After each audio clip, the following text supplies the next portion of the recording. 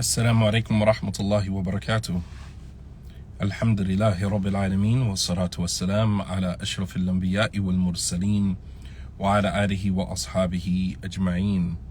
الحمد لله حمدا كثيرا طيبا مباركا فيه كما تحب ربنا ويرضى وصلى الله على نبينا محمد وعلى آله وصحبه وسلم تسليما كثيرا. الحمد لله الذي أحيانا بعدما أماتنا وإليه النشور. رضيت بالله ربا وبالإسلام دينا وبمحمد صلى الله عليه وسلم نبيا ورسولا. Alhamdulillah, thank you guys for joining me this morning. Alhamdulillah, Allah subhanahu wa ta'ala is so merciful. Allah, God is great. Allah subhanahu wa ta'ala is the greatest. Allahu Akbar. Thank you guys for joining me. Want to continue my conversation with you guys that we started on Friday. Walillahi alhamd. We started talking about the culture of divorce. I don't know if you guys had an opportunity to attend that conversation or listen to the conversation. That lecture is now posted on my YouTube page. So if you go to my YouTube page, inshallah ta'ala, you can see that discussion there. So if you're not familiar with what I'm talking about, you can always go to my YouTube page and you can check it out from there. So I decided to dedicate the next 2 months, the month of October, the month of November, inshallah ta'ala, to addressing all that I could possibly address about the issue of divorce. It is not my job to make divorce look undesirable, because for some people divorce is necessary. It's necessary. However, there is a certain protocol that we are to follow as Muslims when it comes to separation. You don't just separate. I think living in this country, being born and raised and living in this environment here as American Muslims, we have been plagued with the culture that encompasses us, that encapsulates us. We are plagued with this culture. And it's to the point where you can't separate the Muslim from this environment from the environment. Like, it's hard to distinguish you as a Muslim because you're so attached and so engrossed with what goes on in this culture and we're such a part of it that we don't know how to make a distinction between the fact that we are within and without. As Muslims living in this country, we are within and without, or should be within and without. And what do I mean by that? I mean that we are within because we live here, but we are without because we operate with a completely different set of rules, regulations, guidelines. Our religion has itemized everything, compartmentalized every single aspect of human life. And you would think that as Muslims, we would know this, we would respect this enough, we would honor this enough to say that, okay, that I'm an American Muslim from this country, a part of this culture, but I am not of this culture, meaning I don't accept everything that this culture does, everything this culture represents, everything this culture symbolizes. I don't have to be a part of that because I operate with my own set of rules, regulations, guidelines that I have in the final revelation in the Quran, as well as in the practices of Prophet Muhammad sallallahu alaihi wasallam. But we still haven't, may Allah help us, we still haven't grasped that concept, nor have we learned how to master. You have to master learning how to be within and without.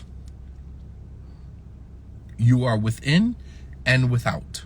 We are part of this society, part of this culture, but we are not of this culture. Okay. So we're going to continue our discussion on divorce, or the culture of divorce, inshallah ta'ala. And I want to start with a verse from the Quran. If any of you are sitting at your desks, you're sitting at home, wherever you are, I want you to grab your Mus'haf, grab your Quran, your English translation of the Quran, grab your Arabic Quran, because I like when I can refer you to the verse. You open the verse up, you look inside the book, you see the verse in front of you, and you can follow along as I'm giving you some context. Okay? I don't just like throwing an ayat out there, throwing a hadith out there, and then, you're like, well, where can I find that at? Or, when you see it in front of you, and you're listening to someone give you context, it makes a little bit more sense. So we're talking about the culture of divorce. So everything, my conversations, my khutbahs, this Friday's khutbah will be the last khutbah centered on the 10 consequences of disobeying Allah subhanahu wa ta'ala. Every khutbah after this Friday that I deliver will be related some way, some form, some fashion to the culture of divorce. Everything from how to divorce properly, the protocols to follow, the do's, the don'ts, everything related to divorce. All right? So I want you to open the Quran and I want you to turn to Surah Al-Baqarah, Surah Al-Barakah. This surah that has so much barakah and blessing in it. Surah Al-Baqarah, surah number 2, ayat 229. Surah number 2, ayat 229. Everybody got it? Surah Al-Baqarah, surah number 2, ayat 229.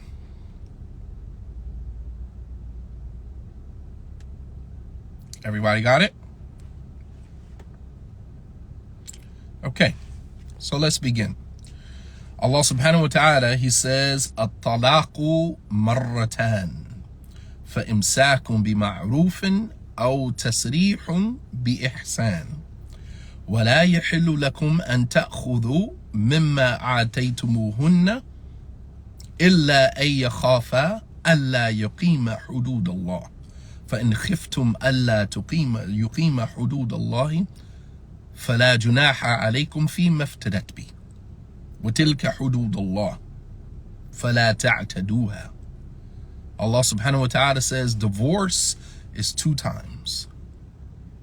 Divorce is 2 times. And I know some of you are sitting here saying, but I thought divorce was 3 times. I know some of you are sitting here saying, but I thought divorce was 3 times. The same way you thought that wudu starts with washing your hands 3 times. Yeah, did you know that? Wudu does not start with washing your hands 3 times.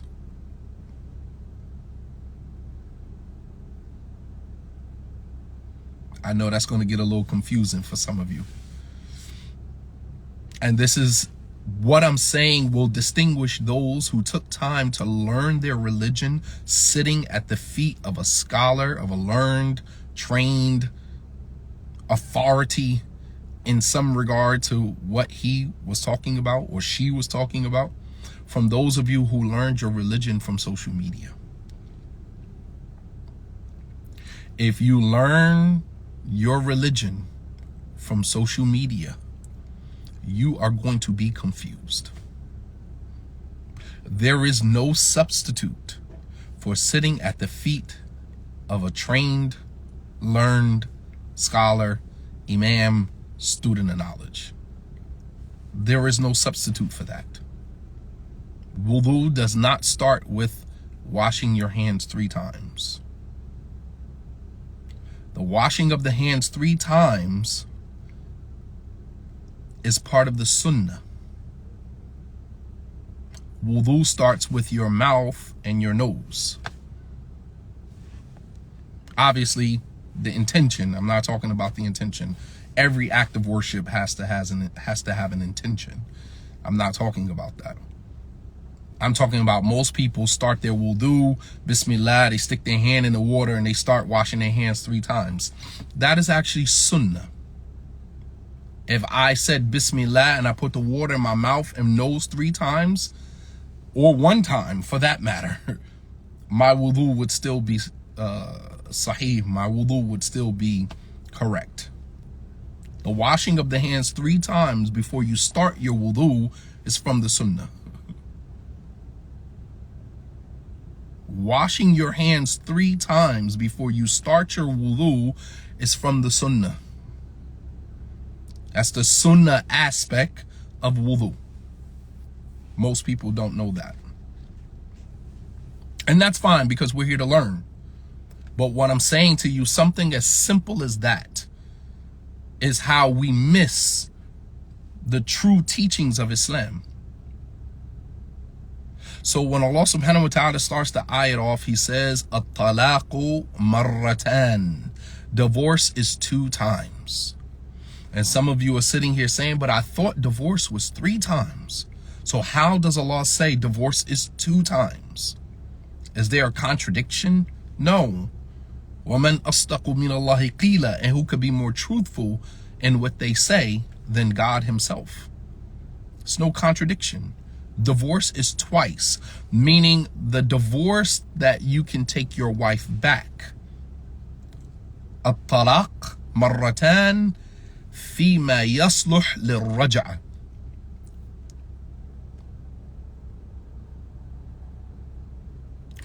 The divorce is twice, meaning you have 2 times to pronounce divorce on your wife as a man, wherein you can actually take her back before the iddah period runs its entire course.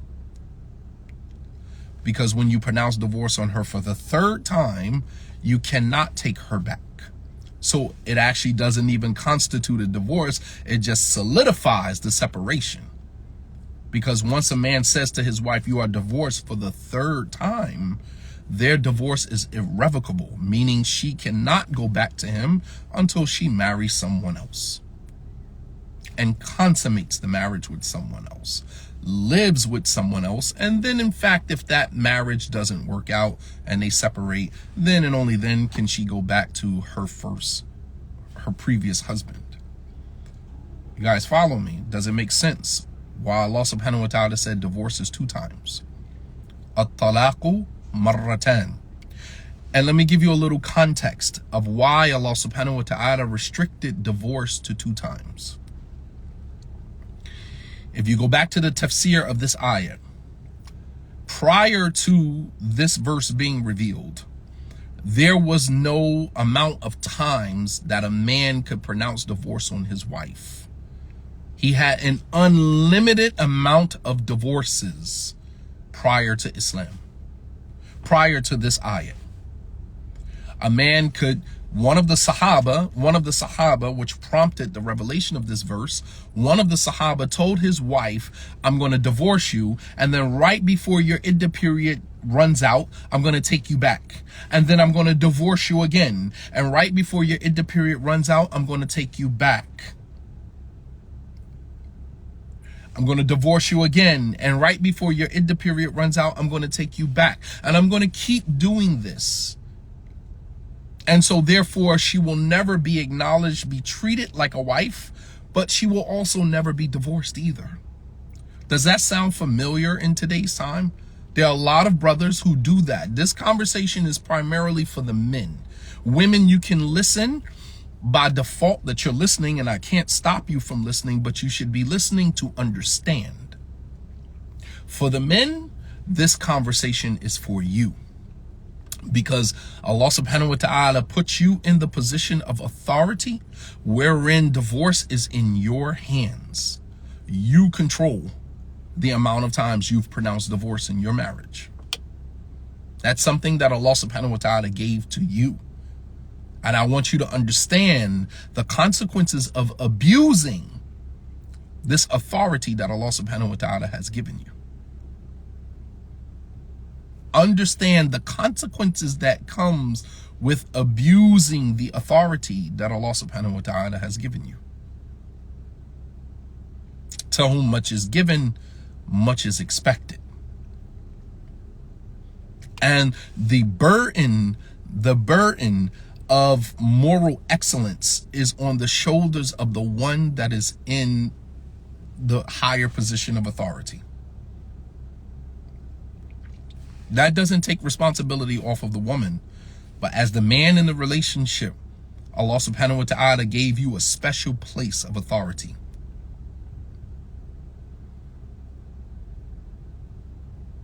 So if a man pronounces divorce on his wife once and he takes her back, he pronounces divorce on her again for the second time and he takes her back, the marriage is still valid. He has one more divorce.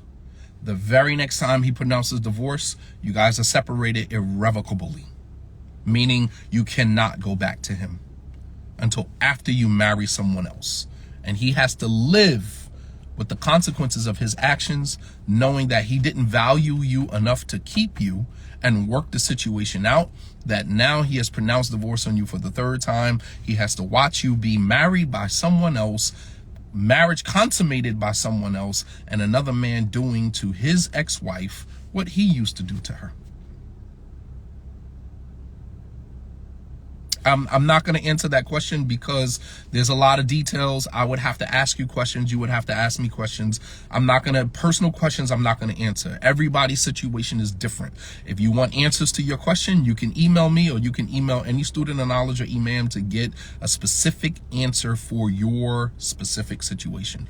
Do not ask me on a live about any particular specific situation, because I don't give out general rulings. I don't give out general answers to specific situations. You understand? That's very dangerous. Very dangerous.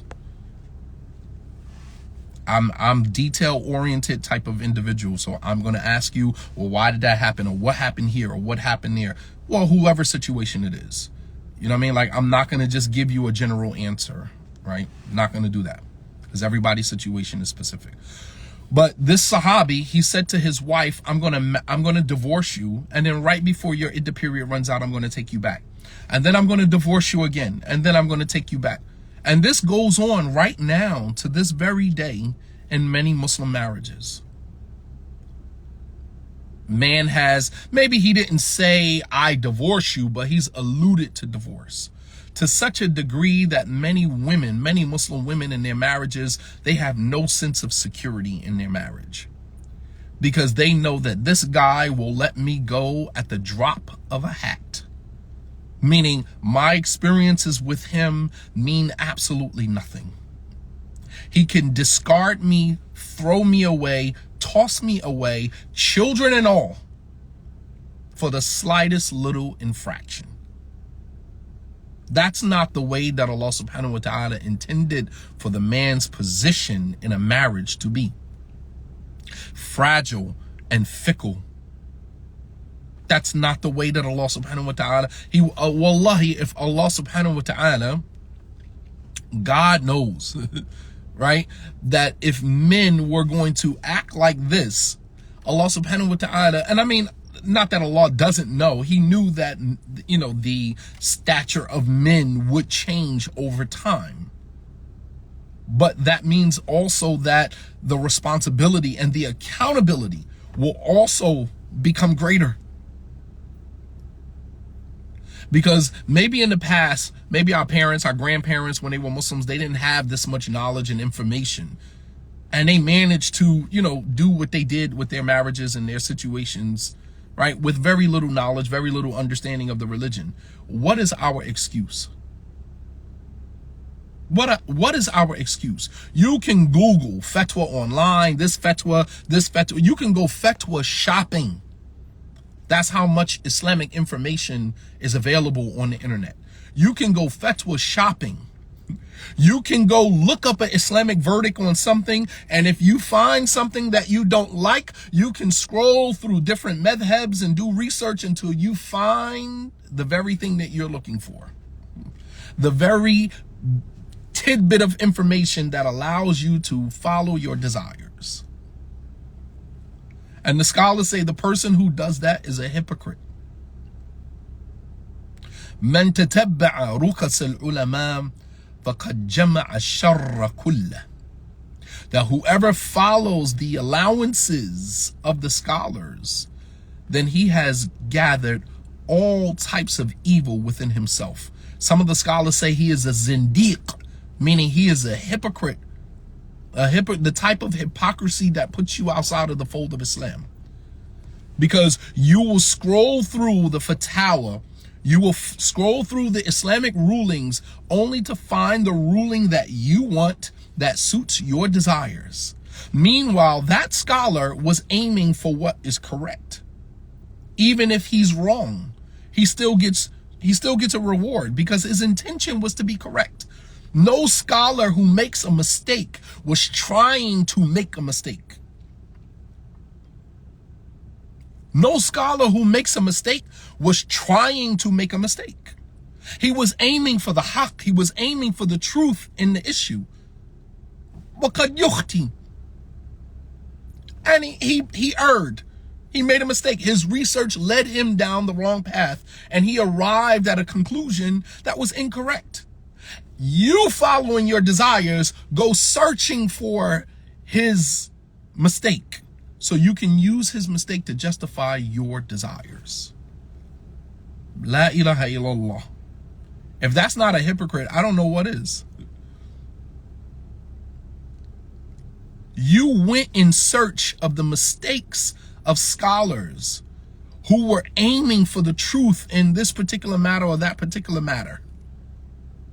And you found the mistake of a scholar that was recorded and compiled in a book of Islamic law, and you used that to justify following your desires. And say, oh, well, it says in, Abu Hanifa said this, or Imam Malik said that. And Imam Malik and Abu Hanifa in that particular issue might have been wrong. But you're going to use their fatwa to justify following your desires. That's a hypocrite. The type of hypocrisy that removes the person from Islam. It's not a hypocrite in action, it's a hypocrite in faith. Because your aim is not to please Allah subhanahu wa ta'ala. Your aim is not to do what is right. Your aim is to find a loophole that will allow you to follow your desires. That's exactly what a hypocrite does. That's exactly what a munafiq would do. Subhanallah al-Azim. Anyway, so this woman, she goes to the Prophet ﷺ and said, my husband told me that he's going to divorce me. And then when I reach, my iddah period, the ending of my iddah period, he's going to take me back. And then divorce me again and then take me back. Divorce me again and take me back. Allah subhanahu wa ta'ala revealed in that moment, sent Angel Jibreel down to the Prophet ﷺ with this ayah. At-talaqu marratan. This put an end to the whole idea of playing with divorce, allowing Muslim men the undisputed, unrivaled, and unchallenged authority to divorce their wives as many times as they want to. So from this point forward, Muslim men were now restricted to 2 times. That's it, twice. Muslim men were now restricted to only being able to divorce their wives twice. Because the 3rd time, it's over. So Allah subhanahu wa ta'ala said, At-talaqu marratan. Divorce is 2 times. My concentration is on the second part of this. Allah says, فَإِمْسَاكٌ بِمَعْرُوفٍ أَوْ تَسْرِيحٌ بِإِحْسَانٍ. So after the 2nd time, then either take the woman back, بِمَعْرُوف, in kindness and goodness, أَوْ تَسْرِيحٌ بِإِحْسَانٍ, or let her go in kindness. Let's unpack that real quick. What does that mean? Keep her in kindness or let her go in goodness. Keep her in kindness or let her go with excellence. What does that mean? I'm primarily talking to the Muslim men.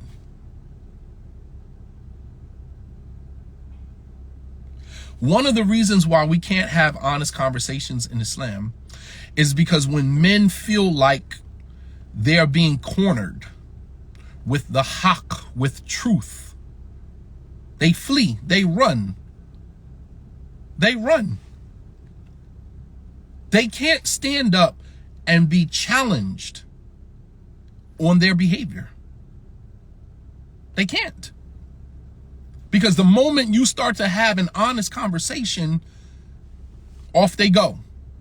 And they use 1,000,001 excuses not to sit down and have that conversation. What does Allah subhanahu wa ta'ala mean when he says, because if your wife was to say this to you, she would be all types of crazy. She doesn't know Islam. She hasn't sat with any scholars. You would use every excuse in the book to dismiss what she's saying. But then when another man calls you to the table and wants to have an honest conversation with you about your behavior, your actions in your marriage, you don't want to have that conversation. You don't know how many sisters have called their husbands to the table so we can have a conversation. And as long as it's him and his wife, he'll challenge her all day long. He'll dispute, argue with her all day long. You bring another man into the situation that has some knowledge about the deen, now all of a sudden you don't want to talk. Why you don't want to talk now? You had so much to say when it was just you and your wife arguing in the home. You shutting her down, lower your tone. I'm the husband, don't talk to me like that. Don't say another word. Say something else, I'm gonna divorce you. What scholar you sat with, who you get that information from. You got so much to say. But then when your wife says, all right, let's sit with this imam, and let me hear you bring that argument to the table, and then we can have a third party, intervene. Nah, I don't want to sit with him. Why? Bring your argument to the table. Let's dispute what you're saying. You might actually be right. You might be right. But you might be wrong as well. And until you can be comfortable with another man correcting you, we'll never be able to get beyond this culture of divorce that we've created in our communities. The reason why divorce is so rampant in our communities is because men refuse to allow themselves to be corrected by other men. Refuse.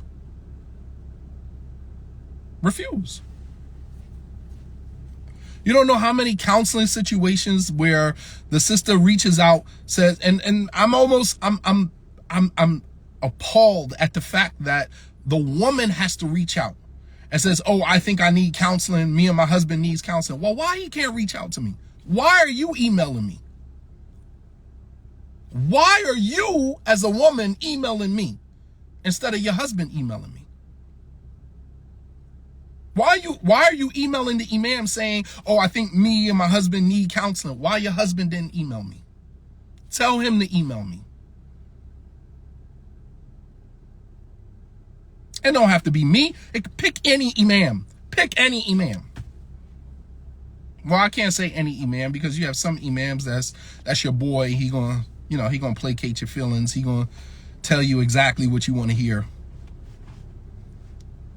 But why do brothers allow their wives to reach out to imams? You know how cowardly that looks?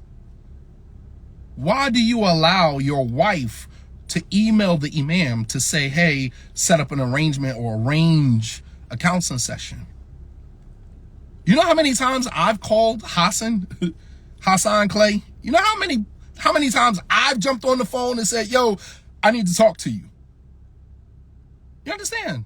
As a man, I have marital issues just like anybody else. But I have never allowed my wife to email a man or email an imam first. Nah, if we need to sit down and have a conversation, I'm going to email him. I'm going to pick up the phone and call him. Yo, Haas, we need to have a session, man. Me, you, and, my wife, we need to sit down and talk because this is the issue I brought up, blah, blah, blah, blah, blah, blah. Hassan like, oh, this is the time, this is the place. Let's have it. All right, cool. Because I don't have anything to hide. I know what I said, and I know what I stand on.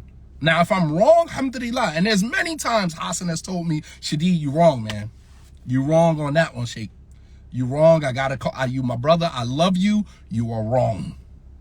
I'm not afraid to say that. I'm saying this live in public in front of however many people are going to hear this. I have no shame in that.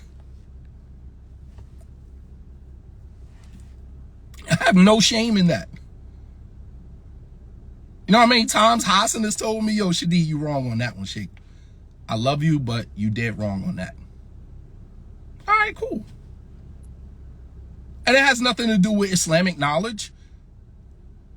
I went and studied in a university, but that doesn't mean that every viewpoint, every approach that I take is correct. It doesn't mean that every approach, every view, every ayat that I pull out is correct.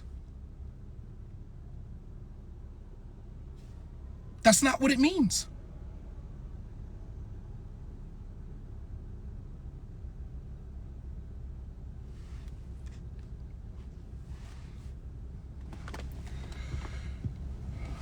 But the thing that I'm saying is that it doesn't have to be me. If you don't feel comfortable sitting with me, then go sit with another imam. It don't have to be me.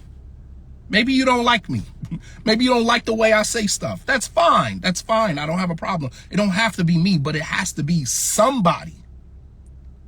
You need to sit with somebody, because obviously you and your spouse are not, not able to get you back to the pre-conflict stage.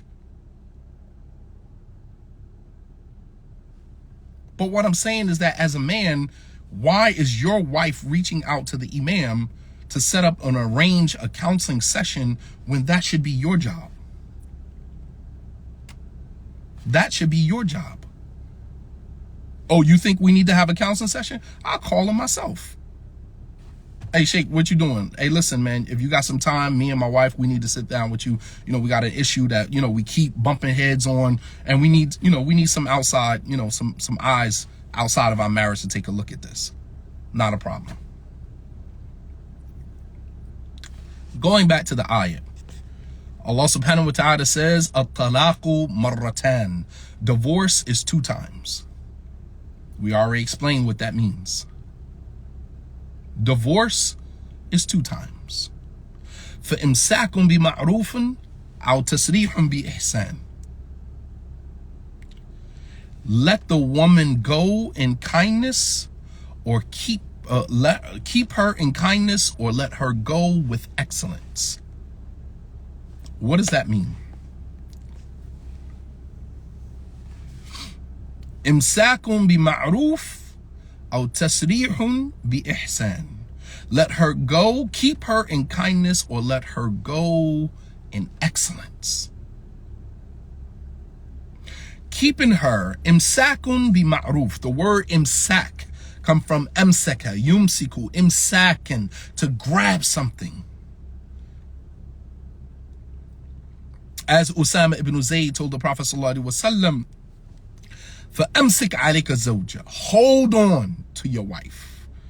Al-imsak means to grab something tightly. فَإِمْسَاكٌ بِمَعْرُوفٍ. To keep her بِمَعْرُوفٍ, in kindness. We translate ma'ruf as kindness, but ma'ruf means كل ما يعرف في الشارع في الشريعة بأنه معروف. Is anything that the legislation of Islam has labeled as the appropriate engagement between husband and wife. Imsakun bi ma'ruf, meaning keep her in kindness, meaning keep her in the manner that Islam legislates for you to keep her. Because going back to the initial hadith, the only reason that the man was taking his wife back right before the iddah period ran out was to make her life miserable. And some men take their wives back not because you want to keep her in kindness. You want to keep her to make her life miserable. The verbal abuse, the emotional abuse, the mental abuse, the psychological abuse, the emotional manipulation. Allah subhanahu wa ta'ala says, فَإِمْسَاكٌ بِمَعْرُوفٍ. to keep her in kindness, meaning that if you take your wife back, you take her back to treat her the way that Islam says a wife should be treated. Not take her back because I'm going to show this woman, I'm going to show this chick, I'm going to show this girl.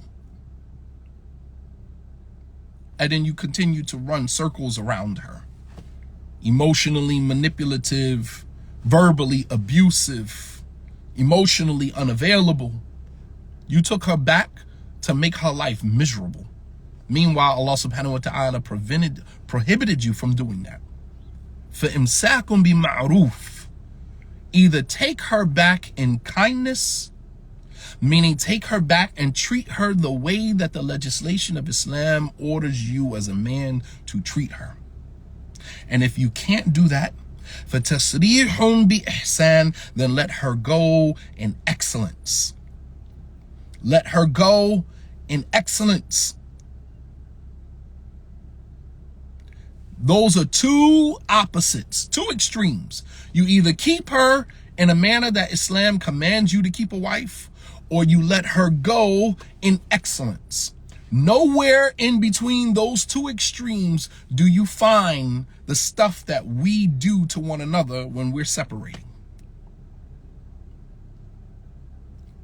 The exposing you in public, because I'm gonna let everybody know and I gotta expose you, right?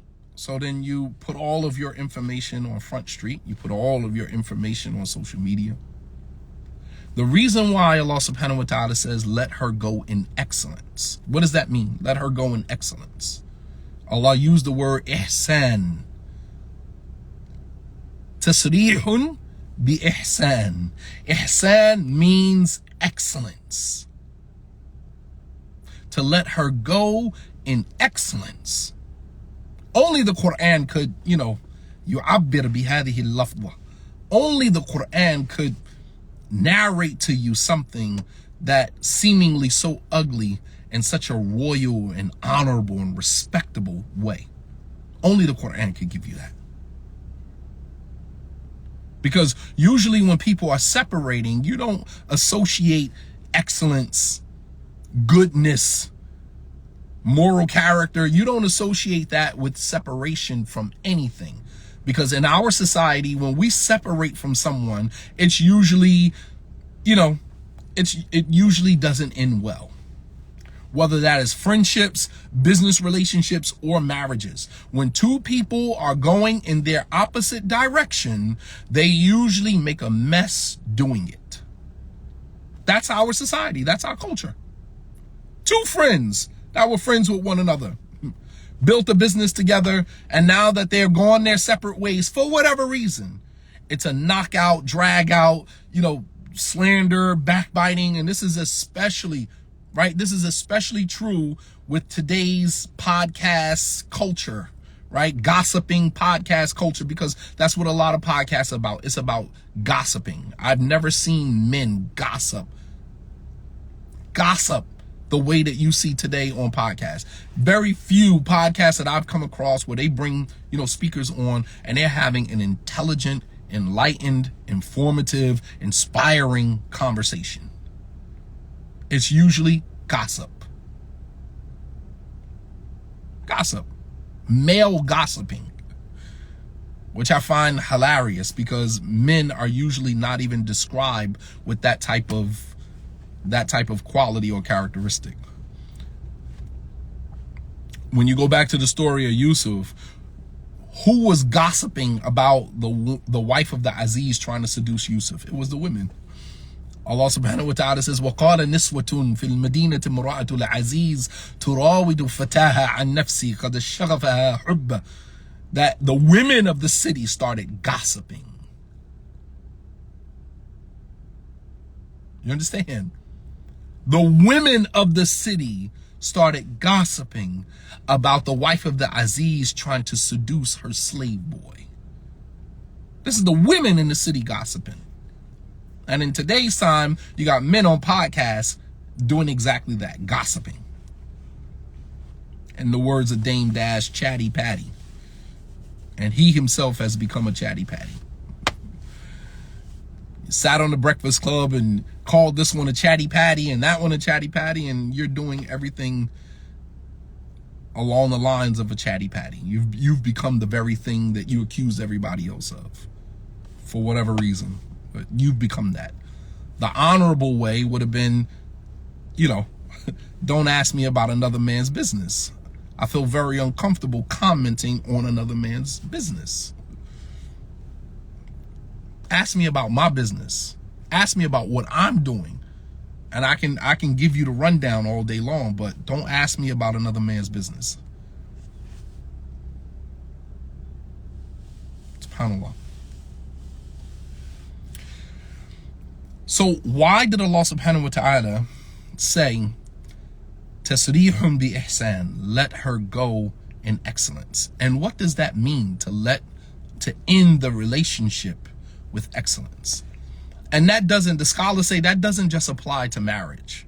Even in a business relationship, even in, personal friendships, usually when we go our separate ways, it's usually an ugly breakup, an ugly situation. Almost every time. Almost every time. This one resorts to backbiting. This one resorts to sharing information that you talked about in private. And all of those things in our religion are haram. The Prophet ﷺ said the worst type of sinner, the worst type of person is a man that was intimate with his wife and a wife that was intimate with her husband, and then they wake up one morning and expose what was shared between them intimately to the public. And it doesn't have to be the details of sexual life. Intimacy could be anything that I told you in private.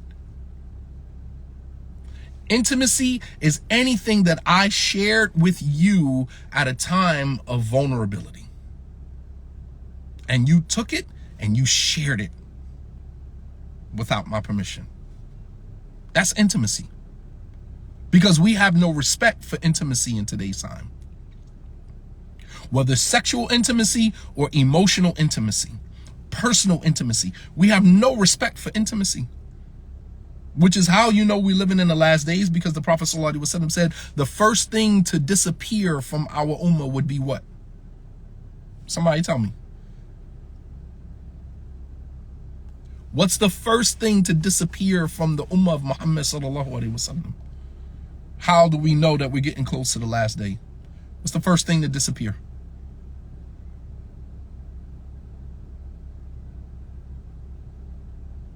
Trustworthiness. Very good. Very good. Trustworthiness. The Prophet ﷺ said the first thing to be lifted from my ummah is trustworthiness. Amana. Amana. There's no amana. There's no trustworthiness, which is why we have a hard time with being intimate with one another in today's time, which is why we don't trust anybody.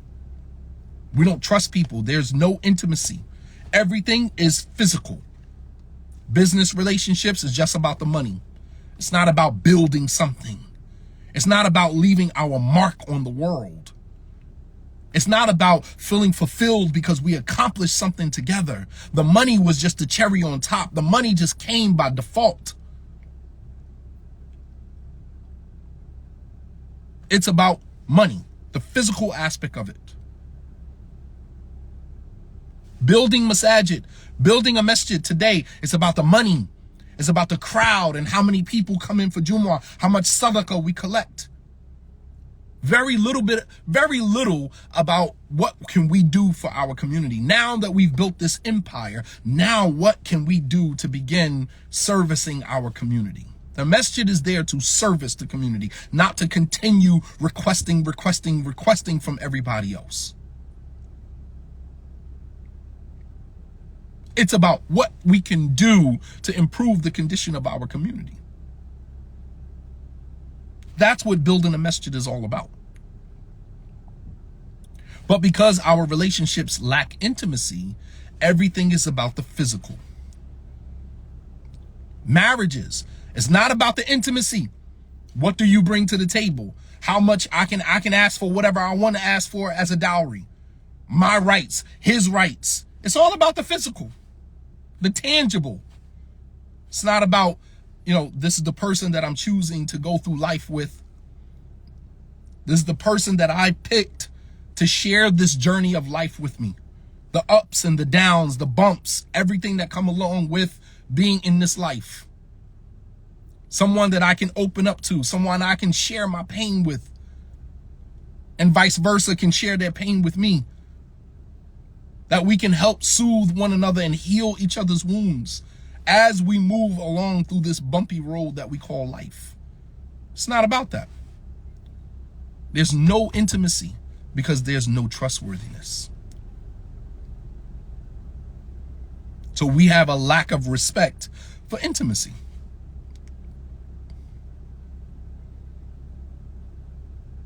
That's a fact.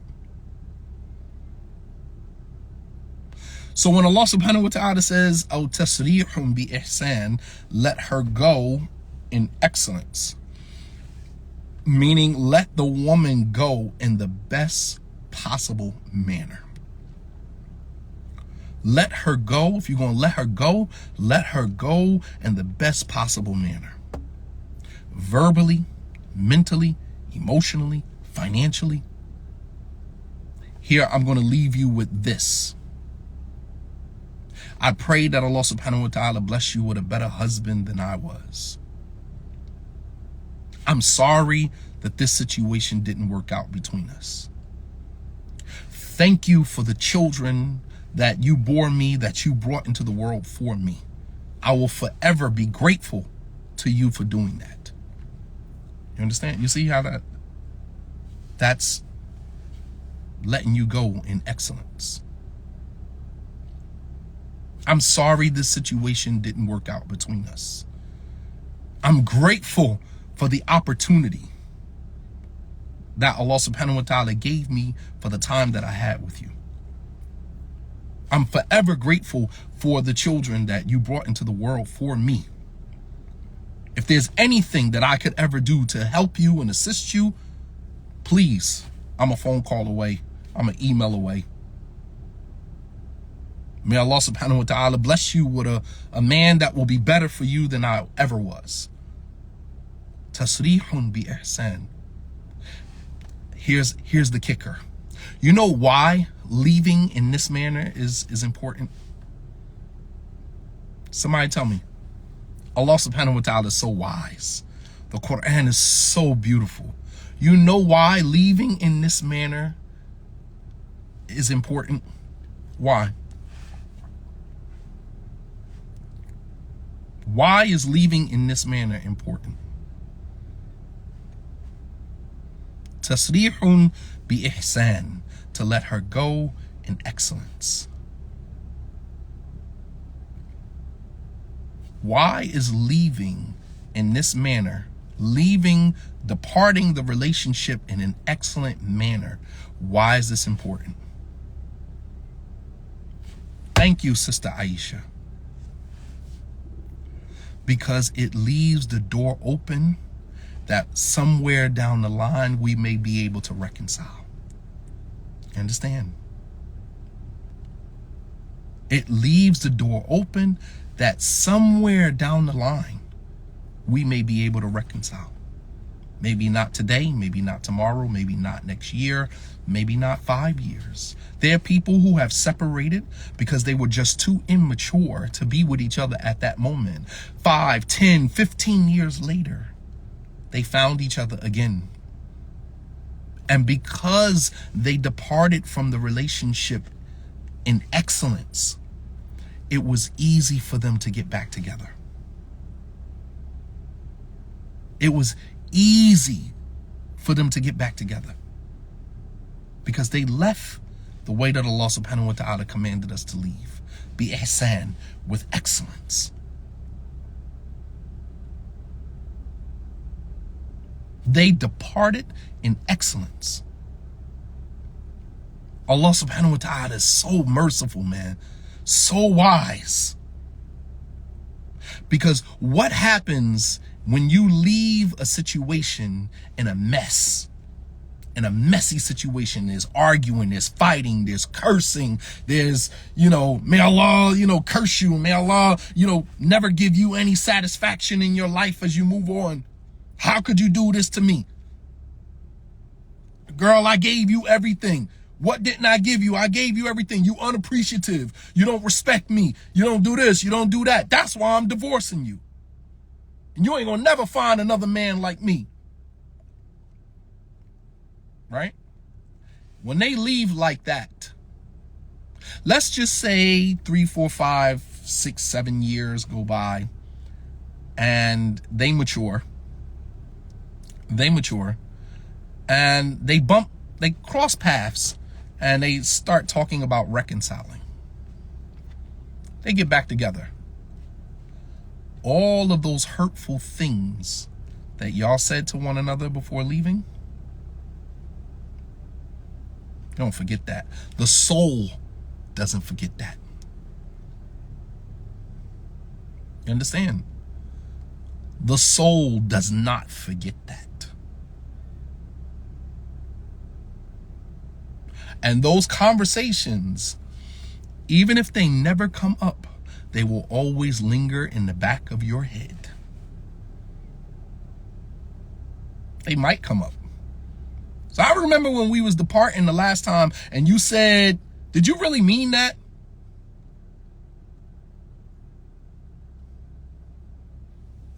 You don't forget the things that people say to you. Words have power. Words have power. Allah created the heavens and the earth and everything in it with one word. Kun. Be. And it was. You understand? Don't tell me words don't have power. Words have power. The Prophet ﷺ said, whoever takes to his bed at night and recites Ayatul Kursi, there will be no shaitan who can get close to him until the morning. Just a couple of words, couple of sentences. Ayatul Kursi. Words have power. So you mean to tell me just by reciting this passage of the Quran, this short passage of the Quran, that I will be protected from the jinn, shayateen, devils? I can sleep peacefully and no jinn will be able to come to me and bother me while I'm sleeping? Powerful. Just a short passage in the Quran. Words have power. The fact that you can raise your hand and ask God for something, and in some instances he responds immediately. Words have power. Words have power. People will never forget the hurtful things that you've said to them. And this is why in our deen, Allah subhanahu wa ta'ala commands us to conduct ourselves royally. Conduct ourselves. He used the word ihsan. He could have said imsakun bi ma'ruf or tasrihun bi ma'ruf. Leave her in kindness, keep her in kindness and let her go in kindness. He said imsakun bi ma'ruf or tasrihun bi ihsan. Let her go, keep her in kindness, or let her go in excellence. Never forget that. Keep her in kindness or let her go in excellence. Do you guys understand? You guys follow me? Does this make sense? Let her go in excellence. We leave people better than how we found them. Leave people better than how you found them.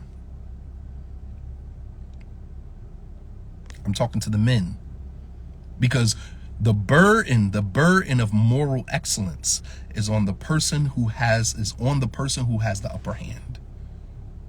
When you leave as a man, when you leave the marriage, you leave with your money, you leave with your dignity, your honor, you leave with your reputation.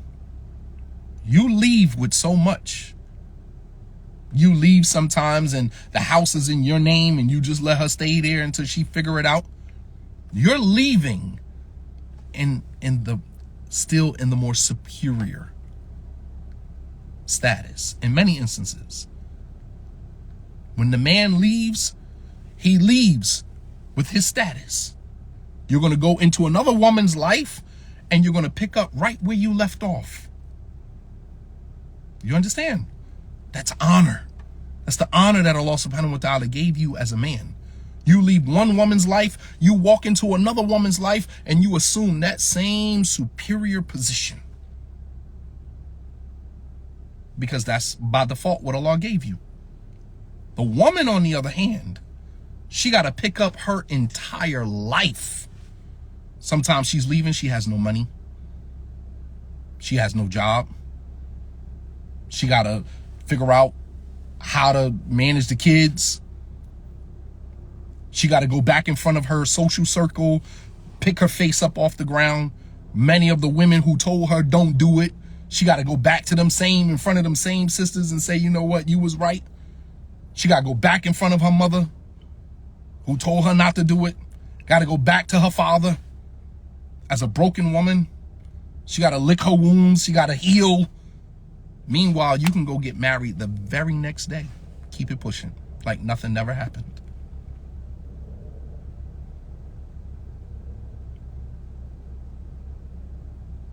You understand, men? You are in the more dominant, superior situations. That's what Allah gave you. The woman, she's leaving, just emotionally broken. Broken. Sometimes she will never heal from that. Why is it assumed that the woman goes through all of this? Are you saying that no women go through it? All it takes is for one woman to go through it for it to be a standard. It's a standard. And we got confirmation of that from the Quran. Allah subhanahu wa ta'ala didn't tell the woman to leave the man in excellence. He told the man to leave the woman in excellence for a reason. Men don't leave the relationship like that because he can go into another woman's life and assume another superior position to another woman. Women don't have that same luxury. Sometimes she will never get remarried. How about that? How about a woman is divorced and she will never get remarried? Whereas a man can leave the relationship today and already got 2 or 3 women already lined up.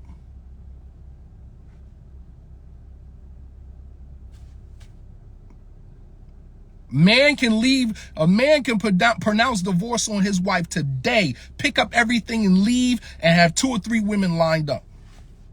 For a woman, she don't have that luxury. She don't have that luxury. She still has to reconcile the hurt, the pain, and everything that she went through. She got to figure out how she going to manage with these children. She got to figure out how. It's too much. It's too much for her to figure out. So when you say, why does a woman have to go through all of the suffering? Because they do.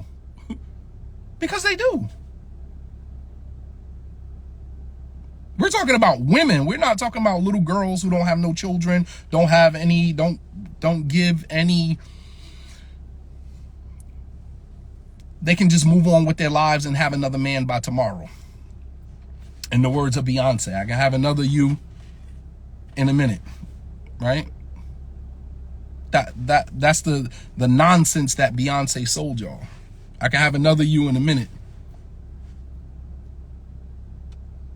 Right.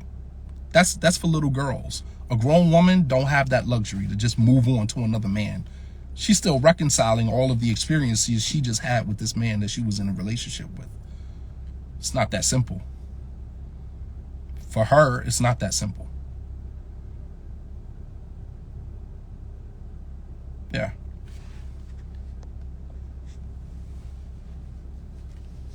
And so what I'm trying to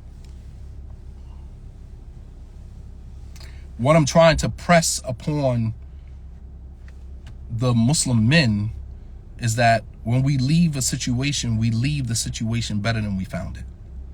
Leave with ihsan. Leave with excellence.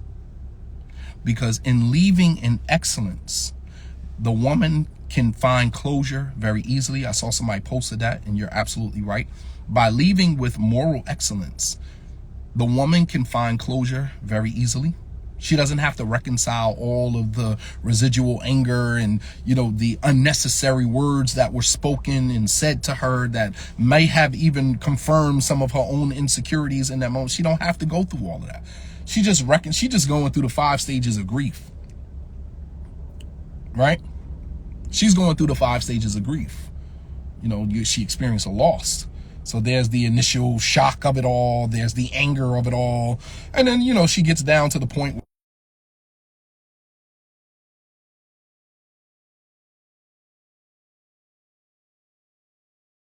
when a man is, being verbally abusive, emotionally abusive, vindictive, upon leaving out of the relationship, you prolong her period of healing. You prolong her period of healing. And this is especially true if she has your children.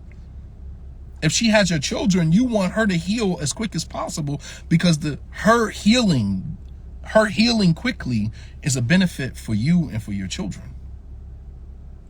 But you leaving her with, a lot of emotional baggage, damaged, broken, because of the things that you said to her and how you handled the situation, man, it prolongs her period of healing and closure. And it makes it even difficult for you guys to reconcile if you choose. Nobody knows who they're going to end up with later on in life. Nobody knows. There have been situations that seem like they were irrevocable, situations that there is no way these two people can reconcile, and they find a way through life's challenges, through life's obstacles. They find a way to mature and find their way back to each other. I've seen it happen. And so leaving in excellence always leaves that door open, that in the event that you guys ever cross paths again and you decide to reconcile, that reconciliation process will be easy because you left in excellence. You guys got the point? Hopefully, inshallah ta'ala, the point was understood, man. So for the men, man, it's important that, we recognize the status that Allah subhanahu wa ta'ala has given us. And we handle ourselves honorably, man. We move with honor. And sometimes all it takes is for another man to pull your coat, like, yo, the way you going about that situation is messy, man. Like, straighten up, man. Tighten up. The way that you handling your situation with her, man, is ugly, man. If you're going to separate the way Allah commanded you to separate. Be ihsan. Allah could have chosen any word to use, any adjective to describe the departure. And Allah chose the word ihsan, which means excellence. Depart in excellence. I'm going to give you this. You can keep that. I was listening to Muhammad Shankiti, and he said, any man, for the brothers, I want you to listen to this. He said, the Sheikh said, any man who takes back any portion of his dowry from his wife, if she want a khula, and she has to give you back her dowry as a part of the arrangement. Sheikh said, any man who takes back a portion of the dowry from his wife is not a real man, and you didn't respect the experiences between you. You're not a real man. It says a lot about your rujula. It says a lot about your manhood. And it shows that you have no respect for the experiences that you guys shared between you. A man can't refuse to give the khula. He can't refuse to give the khula. It's just unfortunately for that sister, she lives in a community that men allow other men to get away with that. A man can't refuse the khula. The imam needs to get involved. Her wali needs to get involved and have him. If she has a legitimate reason for asking for a khula, he doesn't have a right to reject the khula. And alhamdulillah, we don't live under Islamic law, because if that was the case, she would just file for divorce in court. The judge would issue what's called a fesakh, which is that he would annul the marriage and the man don't have nothing to say about it. But because we live in America, men think that they can just abuse, or I'm not granting you no khula. If she has a legitimate reason for a khula, who are you to tell the woman you're not going to grant it? She has a legitimate reason. The Prophet ﷺ said, any woman who asks for a khula without a legitimate reason, she will not smell the fragrance of Jannah. And that's another hadith that I'll touch on maybe tomorrow, inshallah.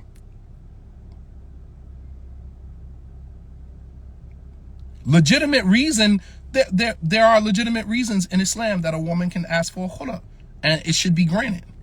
Number one, she's no longer physically attracted to you. Number two, your abuse of the religion, meaning that you are not practicing the religion the way that the religion should be practicing. Or number three, your abuse of her. The way that you're engaging with her is abusive. Those are the three categories of reasons that a woman is entitled to a khula. She's not physically attracted to you. That's a legitimate reason. Number two, you're not practicing the religion. You stop making salat. You're not praying. You're not fasting. You're not obeying Allah. You're committing adultery. Caught multiple times. How in the world do you get caught engaging with women, and then when your wife asks for khula, you're talking about you? I mean, like, make it make sense. You already engaged in what is haram, and then on top of that, you're going to do more haram by not allowing the woman to leave the marriage when she knows that by staying in the marriage, she's going to be a disobedient wife. Why would you put her in that situation? The whole reason that the woman wants to get out of the marriage is because she realizes that I cannot stay in this marriage and give you your rights as a husband. Keeping her in the marriage under those pretexts puts her in a very sinful situation. Why would you, if you love somebody, why would you do that to them? If you love someone, ask him, do you love me? If you love me, then grant the khula. Because by keeping me in this situation, you're making me a disobedient wife. You're jeopardizing my Jannah. You're jeopardizing my paradise by keeping me in this situation. Do you understand? I just really think that we don't know the religion. I really think that we are just, subhanAllah, a group of people who have taken Shahada, haven't done much more than that. And we are making a mess of our lives with a religion that was designed to make our lives easy. The stuff that I hear, it's just like, man, subhanAllah, all this gray hair that I have is from the Muslim community. Most of it. From the stuff that I hear on a daily basis, I'm saying to myself, what in the world? Like, I don't get it. I don't get it. Make it make sense to me. First of all, if the woman tells you she wants a khula, that means she doesn't want to be married to you anymore. You're going to keep a woman that tells you blatantly to your face she doesn't want to be with you? Nah, you're going to be with me. It's like, are you that starved for attention? Are you that starved to be with a woman that you're going to force this woman to stay with you, even though she's telling you she doesn't want to be with you?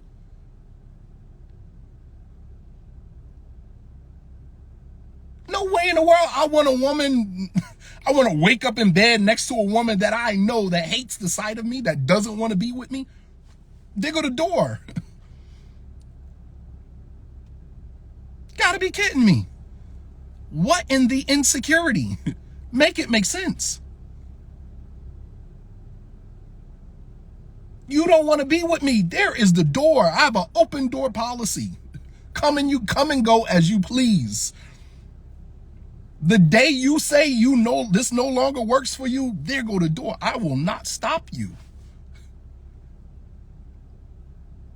You're going to tell a woman you're not going to grant her a khula, force her to stay in a marriage with you, force her to continuously be disobedient to Allah subhanahu wa ta'ala, jeopardizing her Jannah, jeopardizing her paradise?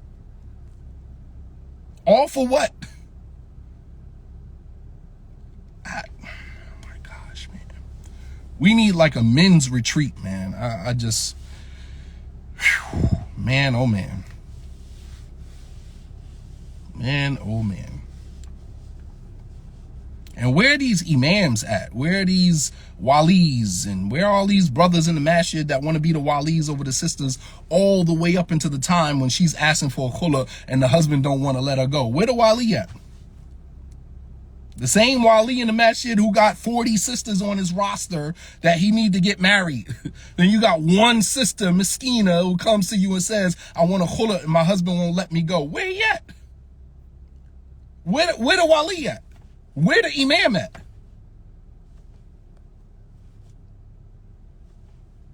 Man, subhanAllah, man. You're so adamant about being a wali and conducting sit downs, but yet when she's asking for a khula, you know where to be found.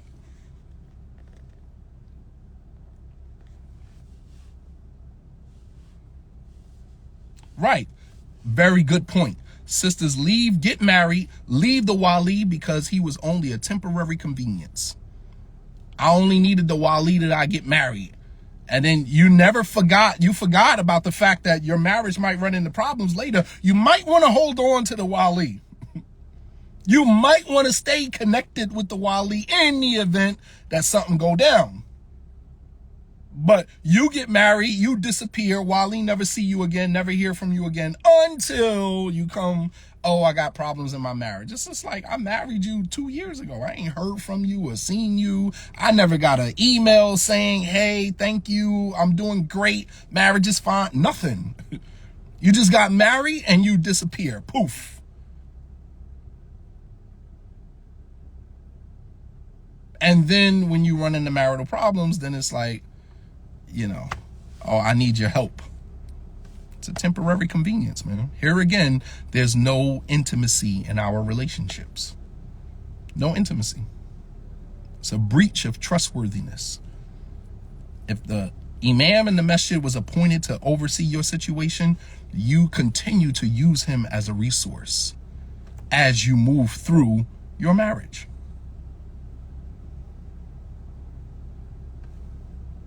You guys have been great. I need to turn it off before my phone dies. Jazakumullahu khairan. Wa sallallahu ala nabiyyina Muhammad wa ala alihi wa sahbihi wa sallam tasliman kathira. Wa subhanaka rabbika rabbil izzati amma yasifun wa salamun ala al-mursalin. Walhamdulillahi rabbil alamin. Wa salamu alaykum wa rahmatullahi wa barakatuh.